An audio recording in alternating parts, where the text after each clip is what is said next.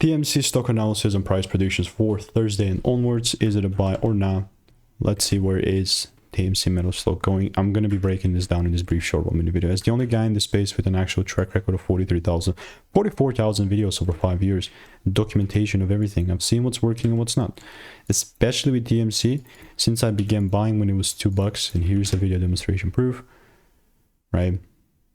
Well, proof here is that it was $2.98 at the time 2 months ago, and then we reached like $8. Yeah, all I hoped, you know, because I've been just milking the crap out of it, is I saw a double break here to take it further up, and I never got. That's why I even had this waiting sign. I mean, it's fine. It's just gonna keep. I can count this whole thing as a demand zone, but for me to buy, the price still must shift higher, right? If I do not see this shit happening, then I'm not buying. You know what I mean? It doesn't get simpler than this.